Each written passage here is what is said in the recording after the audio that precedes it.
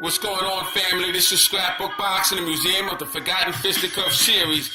We're going to take a look at the 1984 Olympic team, starting with Virgil Hill, born January 18, 1964, in Clinton, Missouri. His family moved to Grand Forks, North Dakota, when he was a little child. As an amateur, he fought in East Germany, Yugoslavia, and Italy. He won a National Golden Gloves title in the middleweight division in 1983. This accomplishment led him on the 1984 Olympic team in Los Angeles, outpointing future IBF middleweight champion Michael second to none in the Olympic trials. After earning a gold medal, he turned professional in 1984. On November 15th, he fought a fellow by the name of Arthur Wright in Madison Square Garden, knocking him out in 2 rounds. That was the night of goals. 3 fights in 1985, 10 fights in 1986, and 6 fights in 1987, including a win over Marvin Campbell, first round knockout, May 1st, and a 4th round knockout over WBA champion Leslie Stewart to win the WBA light heavyweight champion of the world. He lost the title to Thomas Hearns and was stopped by a bodacious right to the body from Roy Jones. Outstanding fighter Virgil Hill. Salute to Virgil Hill on the 1984 Olympic team. Right now we're taking a look at Mark Breland, born May 11, 1963 in Bedford-Stuyvesant, Brooklyn, New York, a neighbor by the name of George Washington, and became his amateur trainer. He led Mark Breland to multiple titles, including the 6-time winning New York Golden Gloves Inner City and National Golden Gloves Championship, sports festivals, qualifying him to win the 1984 Olympic Games in Los Angeles. After leaving the amateurs with a record of 11 or 110 with only 1 loss, only defeat to Darrell Anthony, 3-2 decision. He turned professional in Madison Square Garden, night of gold, with his Olympic teammates Mildred Taylor, Pernell Sweet Pea Whitaker, Evander Holyfield, Tyrell Biggs, Virgil Hill, and Steve McCoy. He faced Dwight Williams, failing to KO him, being one of the only 2 not to get a knockout, along with Evander Holyfield. In 1985, he had 7 fights. In 1986, he had 5 fights, including a revenge fight with former amateur loss Darrell Anthony in Totowa, New Jersey, on April 12th, knocking him out in 3 rounds. Mark Breland would go on to get stopped by Marlon Starling, the Magic Man, Manny Mucci, and Aaron Superman Davis. Today, Mark Breland trains undefeated, undisputed, or I should say not undisputed, but the lineal heavyweight champion, Deontay Wilder. Speaking ahead of myself because I feel that will happen at some point in time. So salute to Mark Breland, gold medalist in the 1984 Olympic team, along with Virgil Hill. Outstanding fighters. As we move on to Pernell Sweet Pea Whitaker, born January 2nd, 1964 in Norfolk, Virginia. He stood 5 foot 6 inches, and his reach was 70 inches. As an amateur, his record was 201-14 with 91 KOs. After losing his first 3 amateur fights, he won the gold medal in 1984 Olympic Games. He signed with the Main Event Promotions and was the undisputed lightweight champion of the world. He faced greats such as Felix Tito Trinidad, Julio Cesar Chavez, Roger Mayweather, Greg Haugen, Jose Luis Ramirez, Juan Nazario, just to name a few. So salute to Pernell Sweet Pea Whitaker as he joins Mark Breland and Virgil Hill in the Museum of the Forgotten Fisticuffs series. We're going to continue with Iron Mike Tyson. Although he was an Olympic champion, but in my eyes, he could have definitely won gold medal had he gotten past Henry Tillman. So Iron Mike Tyson was born June 30th, 1966 in Bronzeville, Brooklyn, and being sent to Spofford and Tryon School, upstate New York. He became a student of Customato and won the National Empire State Games, National Golden Gloves, lost the Olympic trials to Henry Tillman. Then he turned professional in 1985, scoring 15 straight KOs, facing Hector Mercedes, Ricky Spann, Larry Sims, Lorenzo Kennedy, Michael Jack Johnson, Johnny Long, just to name a few.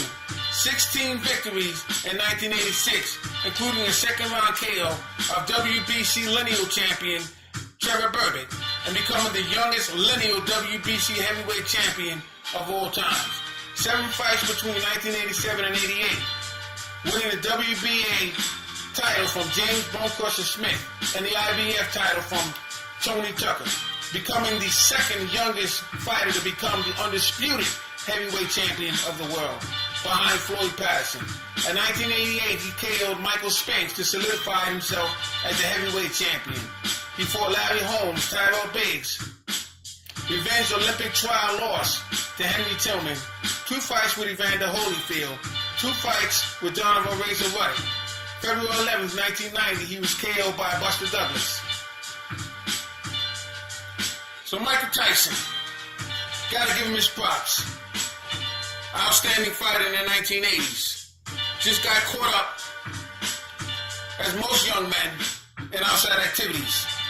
But he joins Pernell Whitaker, Mark Breland, and Virgil in the Museum of the Forgotten Fisticuffs series.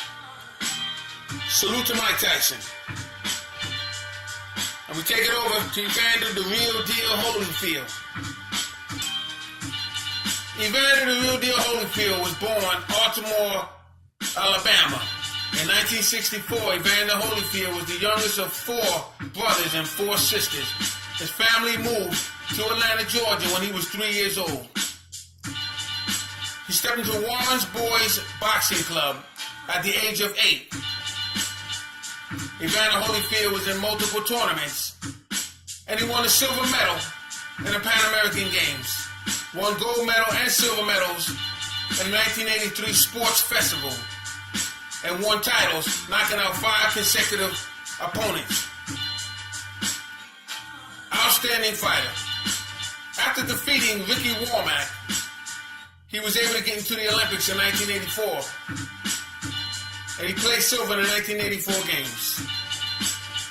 He signs with the Main Events to begin his professional debut in 1984, November 15th, against Lionel Brandon on the Night of Gold with his Olympic teammates in Madison Square Garden. In 1985, 7 fights, 5 KOs. Was 1986. He has 5 fights as a cruiserweight, including a fight with the Fight of the Year, Dwight Muhammad Qawi in Atlanta. 15-round victory, making him the first Olympian to win a championship. Then he faced the likes as of Michael Brothers, Henry Tillman, Ricky Parkey, and Ozzy Ocasio. He unified the cruiserweight division. Then he faces Carlos Sugar de Leon and solidifies that. Facing James Quick Tillis in his professional heavyweight debut, he fights Pinklin Thomas, Michael Dokes, Alan Rodriguez, Alex Stewart, who was undefeated at the time with all straight KOs, Burt Cooper. October 25th, 1990, he KOs James Buster Douglas to become the undisputed heavyweight champion of the world. First title defense against Big George Foreman, undefeated in his comeback trail. Faced Larry Holmes, Riddick Bowe 3 times, Mike Tyson 2 times, Michael Moore 2 times, Lennox Lewis 2 times, and John Ruiz 3 times. Faced Chris Bird, James Lights Out Tony, Larry Donald, unbelievable heavyweight champion of the world, Evander, the real deal Holyfield. Salute to Evander Holyfield as I induct him in the Museum of the Forgotten Fisticuffs series with his other teammates. That brings me over to Frank Tate. Frank Tate had a record of 41-5-0 with 24 knockouts. He was born August 27, 1964 in Detroit, Michigan. He moved to Houston, Texas. He stood 6 foot and 71 inches of a reach span, weighed 160 pounds. As an amateur, he had 117 fights with 12 losses. He defeated Michael Elijah Day on October 10, 1987 to win the IBF Middleweight Championship of the World. He grew up in the Emmanuel Stewart Kronk Gym, received a gold medal in the 1984 Olympic team. He defeated Michael second to none 2 out of 3 times. Frank Tate had Jesse Reed as a manager, and Jesse Reed was a phenomenal manager during those days. Began his professional career in 1984, December 7th, 1984, first round knockout. 8 fights in 1985, 6 fights in 86, which includes a victory over Ricky Stackhouse, Curtis Parker, Kevin Killer Watts.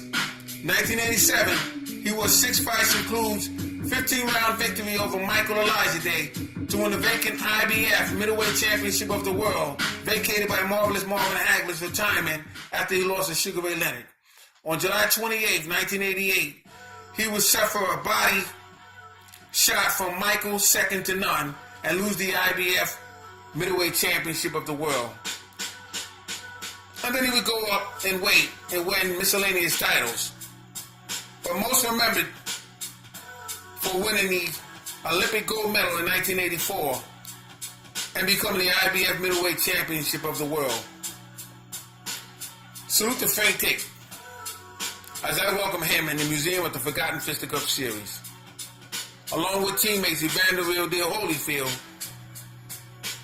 Mike Tyson could have been part of that team. Pernell Sweet Pea Whitaker, Mark Breland, phenomenal fighter Mark Breland,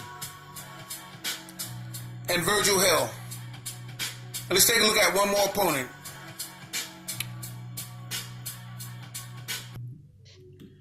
Michael second to none. Michael Nunn loses to Virgil in the Olympic trials. He had a few losses against Frank Tate as well.